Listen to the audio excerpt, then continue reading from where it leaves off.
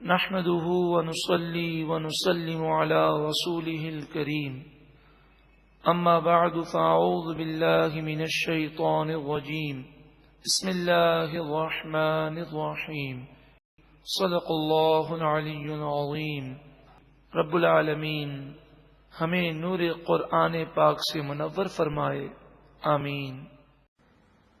نحن نقص علیک نبأہم بالحق، ہم آپ پر ان کا قصہ ٹھیک ٹھیک بیان کرتے ہیں۔ یہ شرعی مسئلہ یہ ہے کہ قرآن مجید فرقان حمید نے جو واقعات بیان کیے، اگر تاریخ کی کوئی کتاب یا مورخ کا کوئی قول قرآن کے واقعے سے اگر ٹکرائے گا تو ہم یہی کہیں گے کہ قرآن نے سچ بیان کیا اور تاریخ میں غلطی ہو گئی۔ مثلا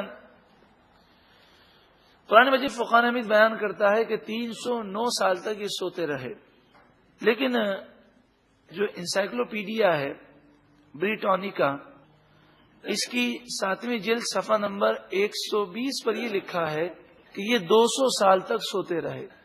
تو ہم یہی کہیں گے کہ ان سے غلطی ہوئی ہے۔ اللہ تبارک و تعالی فرماتا ہے بالحق، ہم جو بات بتائیں گے وہ کیا ہوگی؟ سچی ہوگی۔ اسی طرح ایک مشہور انگریز مورخ ہے ایڈورڈ گبن، اس نے اپنی کتاب فال آف رومن ایمپائر، اس تاریخی کتاب میں قرآن مجید فرقان حمید کا نعوذ باللہ من ذالک مذاق اڑایا ہے اور کہتا ہے یہ تو 187 سال تک 187 ایئرز تک وہ سوتے رہے اور قرآن جو ہے 309 سال بیان کرتا ہے۔ اللہ تبارک و تعالی زیادہ جانتا ہے، کیونکہ تاریخ کی کتابوں کا دار و مدار انسان کی وسائل اور انسان کی سوچ پر ہے۔ انسان کی عقلیں اور اس کے وسائل محدود ہیں، رب العالمین سب سے زیادہ جاننے والا ہے۔ تو یہ تو نادان لوگ ہیں۔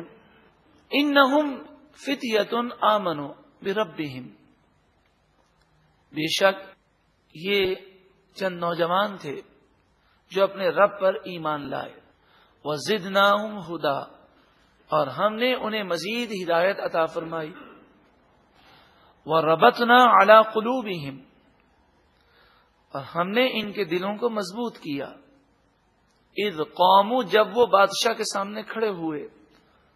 ذرا سوچیں، ایک بادشاہ کہ جو ظالم ہے، جو بت پرستی نہیں کرتا، وہ اس کی گردن اپنے دربار میں اپنے ہاتھوں سے اڑا دیتا ہے، اس قدر ظالم ہے۔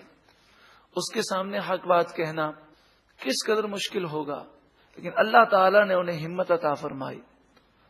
فقالوا، بولے، ربنا، ہمارا رب، رب السماوات والارض، آسمان و زمین کا رب ہے، لن ندعو من دونہ الہا، ہم ہرگز اللہ کے مد مقابل کوئی اور خدا نہیں بنا سکتے، ہم صرف عبادت اللہ ہی کی کریں گے۔ لقد قلنا اذا شططا، ایسا ہو تو ہم نے ضرور حد سے گزری ہوئی بات کہی، یعنی اگر نعوذ باللہ من ذالک ہم نے شرک کر لیا، بت پرستی کر لی، تو ہم تباہ ہو جائیں گے۔ ہؤلاء قوم اتخذوا من دونہ آلہہ، بادشاہ نے کہا کہ میں تمہیں ایک دن سوچنے کی مہلت دیتا ہوں، تم سوچ لو اور کل مجھے آ کر بتاؤ کہ تمہارا کیا فیصلہ ہے۔ یہ آپس میں کہنے لگے جب بادشاہ کے دربار سے نکلے، ہؤلاء قوم اتخذوا من دونہ آلہہ، یہ آپس میں کہنے لگے یہ ہماری قوم ہے جس نے اللہ کو چھوڑ کر جھوٹے معبود بنا لیے اور بت پرستی کر کے شرک میں مبتلا ہو گئے۔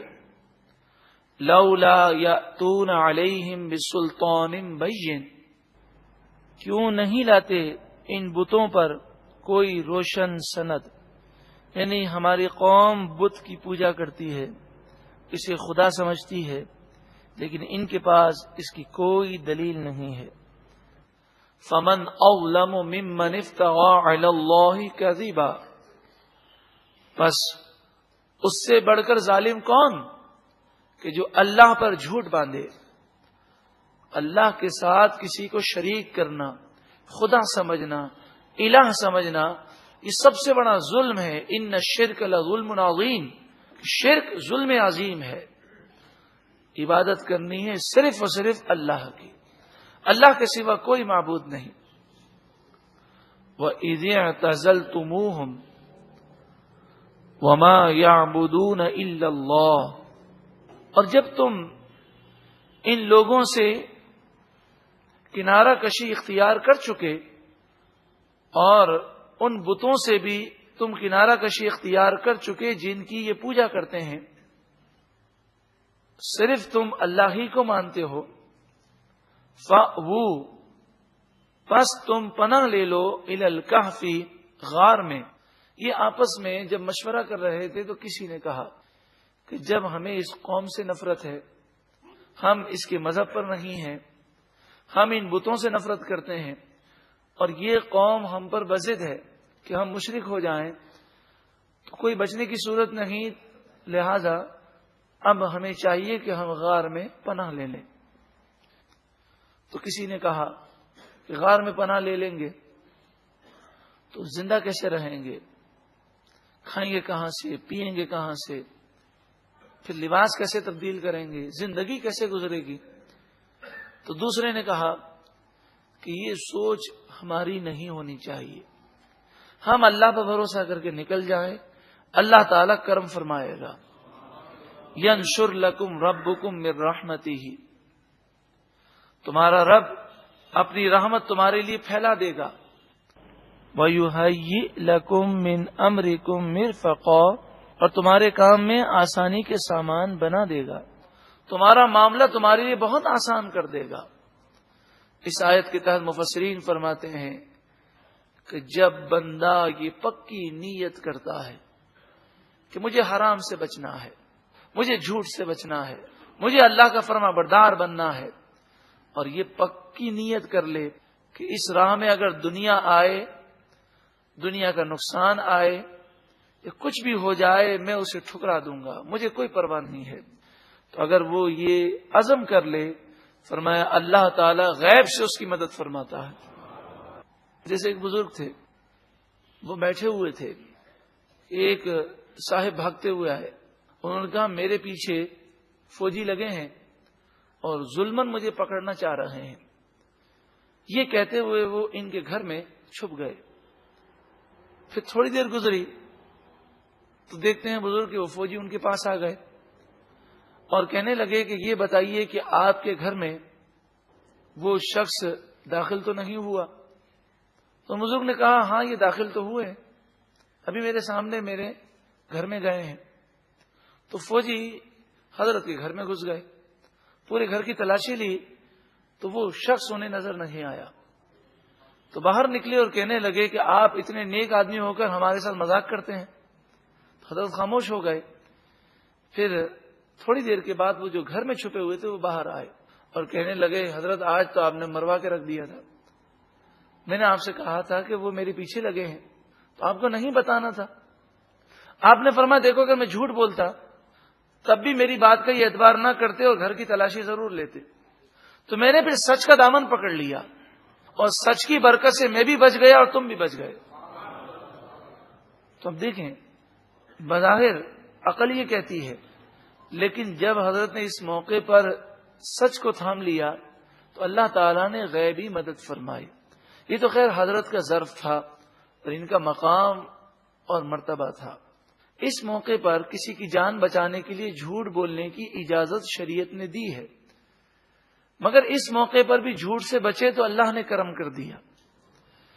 لیکن جس موقع پر جھوٹ بولنا ہی حرام ہے، اگر ہم جھوٹ سے بچ جائیں تو بظاہر ہو سکتا ہے دنیاوی نقصان ہو جائے، لیکن اللہ تعالیٰ اس کا بہت اچھا بدل عطا فرمائے گا۔ اب جی غار میں سو گئے تو سورج کی دھوپ نے بھی انہیں بیدار نہ کیا۔ وَتَرَى الشَّمْسَ، اور تو سورج کو دیکھے گا، اِذَا طَلَعَتْ تَزَاوَرُ عَنْ كَهْفِهِمْ ذَاتَ الْيَمِينِ، کہ جب وہ طلوع ہوتا ہے تو غار کے داہنی طرف ہٹ کر طلوع ہوتا ہے، وَإِذَا غَرَبَتْ تَقْرِضُهُمْ ذَاتَ الشِّمَالِ، اور جب وہ غروب ہوتا ہے تو غار کے بائیں طرف ہٹ کر غروب ہوتا ہے. وَهُمْ فِي فَجْوَةٍ مِّنْهُ، حالانکہ وہ کھلے غار میں موجود ہیں. یعنی سورج بھی ان اللہ کے نیک بندوں کی تعظیم اور ادب کرتا ہے. یہاں پر بعض حضرات جو ہیں کہتے ہیں یہ بات عقل میں نہیں آتی کہ سورج تو اپنی چال پہ چلتا ہے، یہ کیسے کہ سورج نکلے تو دائیں طرف ہٹ کے نکلے، غروب ہو تو بائیں طرف ہٹ کے غروب ہو. انہوں نے کیا کیا کہ اس کی تعویل کی اور کہنے لگے اصل میں یہ غار کا جو منہ تھا وہ شمال کی طرف تھا. سورج جب مشرق سے نکلتا تھا تو غار کے منہ کے وہ دائیں طرف تھا، اور جب غروب ہوتا تھا تو غار کے منہ کے بائیں طرف ہوتا تھا. اس لیے روشنی تو غار میں جاتی تھی، ہوا تو جاتی تھی، لیکن ڈائریکٹ دھوپ نہیں پڑتی تھی.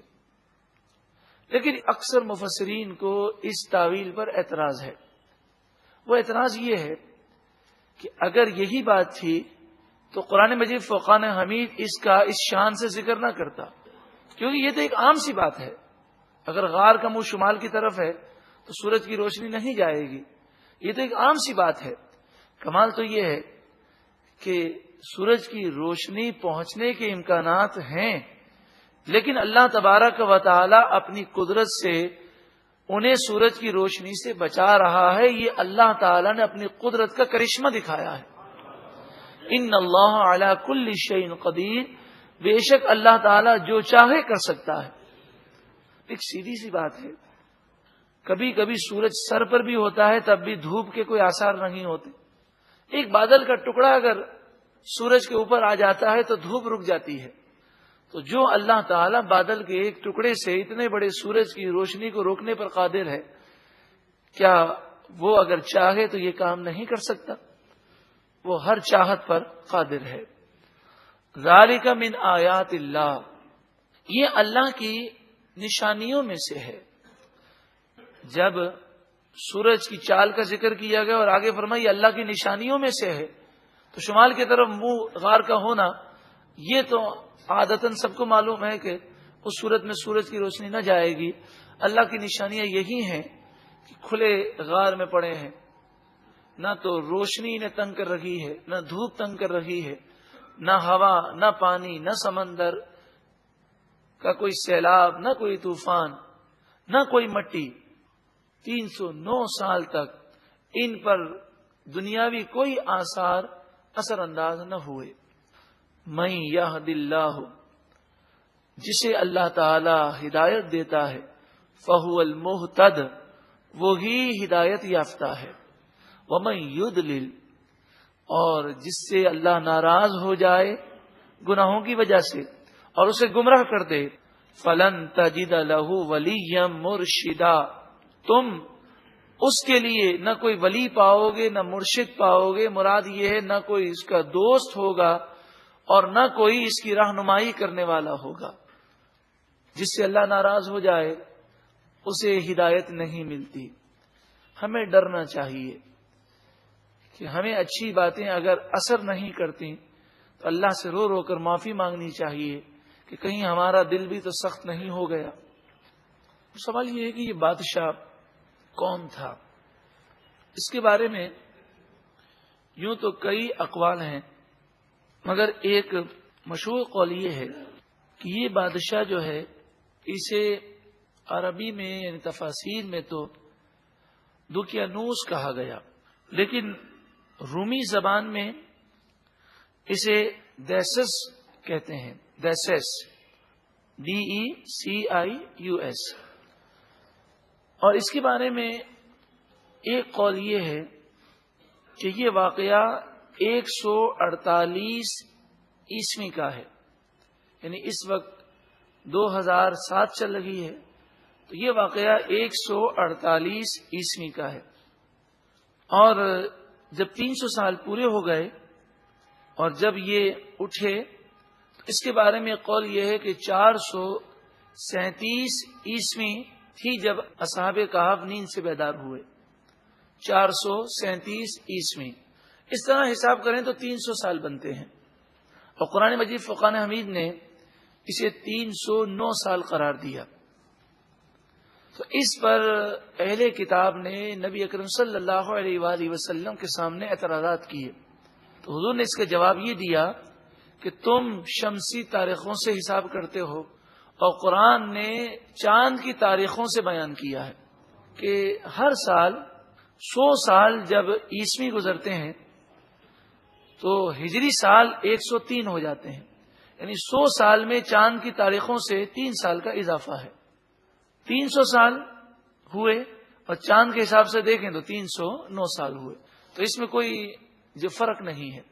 وہ 300 کہتے ہیں، ہم 309، وہ شمسی حساب سے، اور ہم جو ہے قمری حساب سے، چاند کے حساب سے۔ اب جب یہ لوگ غار میں انہوں نے پناہ لی، بادشاہ کو کسی نے اطلاع دی کہ غار میں سو رہے ہیں، تو بادشاہ نے یہ حکم دیا کہ اس غار پر ایک دیوار بنا دو، ایسی دیوار بنا دو کہ یہ اس غار سے نکل نہ سکیں اور یہیں مر جائیں۔ ان کے سامنے یعنی غار کے منہ پر ایک اس نے دیوار بنائی۔ جس نے دیوار بنائی وہ شخص ایسا تھا کہ اس کے دل میں ان نیک لوگوں کے لیے ہمدردی تھی۔ اس نے دیوار کی بنیادوں میں ایک صندوق تانبے کا ڈال دیا، اس صندوق میں ایک تختی تانبے کی لکھی، اس تختی پر ان کے نام لکھے اور سارا واقعہ لکھ کر وہ اس دیوار کی بنیاد میں ڈال دیا۔ اس طرح یہ 309 سال تک سوئے رہے۔